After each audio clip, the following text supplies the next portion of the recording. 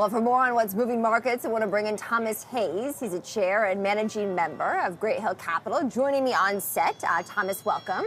Glad to be here. Yeah, we're happy to have you. So it looks like stocks want to move higher. Yeah. What's your take on the market? Mixed message of the markets, Kristen.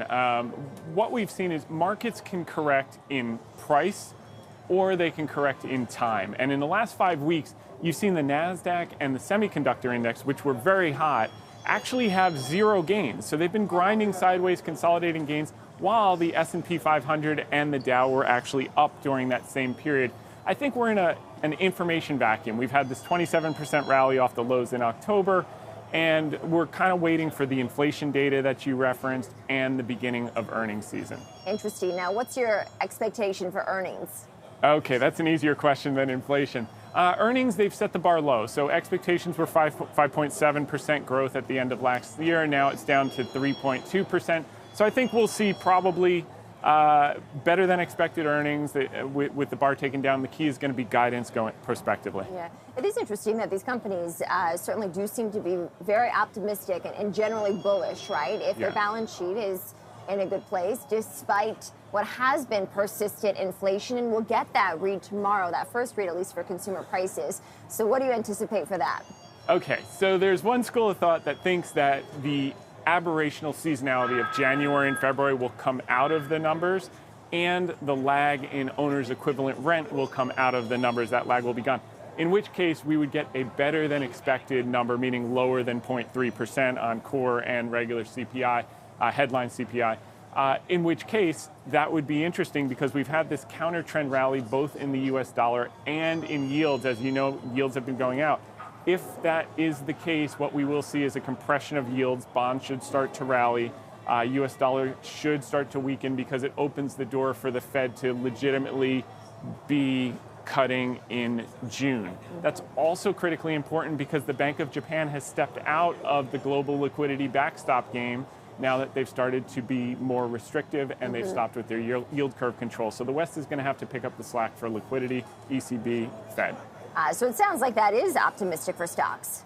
I think so. I think so. It wouldn't surprise me to see a little 3 to 5% pullback. I'm willing to be wrong on that. We've got a 2% equity hedge, both in semiconductors and the S&P, but we're 98% long. So really the opportunity is not chasing the indices that have been up 27% off the lows, but actually under the surface to find unique, discrete opportunities that have lagged a little bit behind. What do you see as some of those opportunities? Yeah, I've got a really interesting one that no one ever talks about called GXO Logistics. This is one of Brad Jacobs' companies that was spun out of XPO Logistics, and they focus on warehousing, distribution, order fulfillment for companies like Red Bull, Nike, LVMH. They've got about $10 billion of revenue, which is only 2.2% of the total addressable market, which is $450 billion. They generated over $500 million of operating cash flow, $300 million of free cash flow. And get this, Kristen, for every incremental dollar that they invest in acquisitions or in their business, they're getting back 30 cents. So over 30% return, operating return on capital. And I think this is going to be a compounder. It's an acquisitive platform. They're going to roll up a lot of these businesses in a fragmented sector.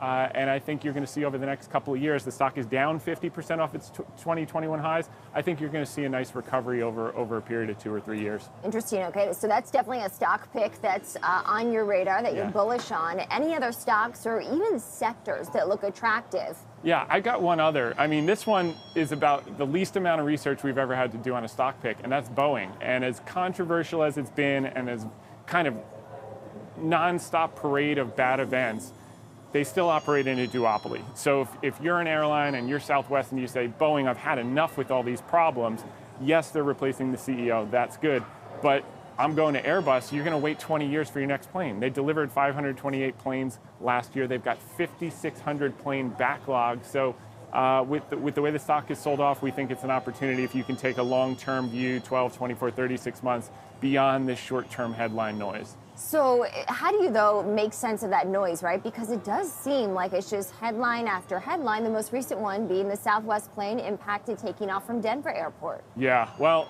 the good news is you got a new sheriff in town, so that'll be positive. And the better news for owners of Boeing is that there's nowhere else to get planes. So demand is growing, supply is lackluster. They're gonna figure it out, and Boeing will be a good beneficiary.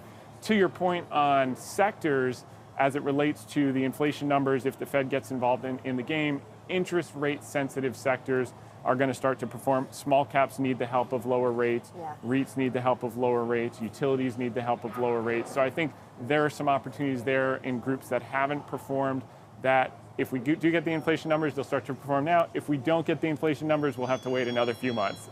I think it has been challenging for investors, especially I would say in the past 10 days or so, right? PCE data that was pretty much in line, stronger than expected jobs report, comments from the Fed chair, other Fed officials, including Neil Kashkari. Every day, it's a new thing. Right, it's a circus, is really what it is. You know, one day you've got the guy coming out with no cuts. Next day you have someone saying 3 cuts is our base case. Bullard came out recently and said 3 cuts is the base case. So I think that they don't have as much time as they think they do to be data dependent with the BOJ stepping out as liquidity provider. Because remember, while the West was tightening for the last 2 years fighting inflation, BOJ was not only buying global bonds, they were buying global equities through ETFs, and that's no longer the case. So unless they're interested in a liquidity shock, they're probably going to have to move a little faster and certainly well before 2%.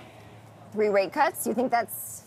We're starting to see some of that repriced in the market, more like perhaps 2 rate cuts this year. Yeah, the earlier they move, the less they'll have to do. That's the name of the game. So if they move in June, they might get away with 1 or 2 because they're being proactive. If they're reactive, they may have to do a lot more and it'll be a lot more costly. So I'm encouraged that they can move the first one in June, in which case I think 2 would be in line, something like a 1995 mid-cycle reset.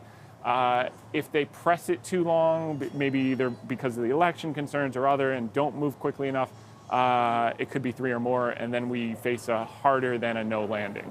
You know, I think some people would say that Powell was behind the curve, right? Yeah. Certainly in September of 2021, calling inflation transitory and then embarking on the most aggressive rate rising several months later that we had seen in decades, right? And so based on what market participants, you as a professional, have observed of Chair Powell, what do you think actually happens? Yeah, that's a good question. I mean, starting with December 2018, I don't know if you remember autopilot and the market crashed right before Christmas. So I'm skeptical. He has historically been behind the curve. He's caught up, so you have to give him credit. He has caught up this time. He is recognizing the two-sided risk of not moving as well as not reigniting inflation. I'm going to give him the benefit of the doubt and expect that he will be proactive versus reactive. And a lot of that's going to depend on the near-term data, which we're going to get a lot more tomorrow. So where does that put us in the cycle? I heard you mention earlier, perhaps mid-cycle, just for anyone who is thinking more long-term, right? 12, 20, 18, 24 months out there. Yeah, I'm very constructive. I mean, short-term, I wouldn't be surprised if we get a little bit of pullback, maybe some type of earnings results or something. But certainly intermediate term, 12 to 18 months, we're going to be higher. And if you take a look at the secular, I think we're halfway through a secular bull, and that's predicated on millennials being the largest part of the population, age 33. They're going to spend until they're 40, and the market's going to benefit. Okay, very good. Thomas, anything else we need to know? It's been a while since we've been able to make this work on set. Well, I'm happy to be here. I would just say that any drop that you see, the money is going to be made under the surface. So you don't want to chase the shiny objects that everyone likes to talk about every day. Look for the companies like the GXOs, like the Boeing, that are out of favor, but you know are high quality businesses. For instance, Disney, when it was down in the low 90s, everyone knows Disney's going to be fine, right? And now it's up at, well over $100 and climbing. So businesses like that are not being chased, that are a little bit out of favor, but durable, high quality for the long term, that's where we want to be focused. All right, Thomas Hayes joining me on set. He's the chair and managing member of Grey Hill Capital. Thomas, thank you. Thank you for having me.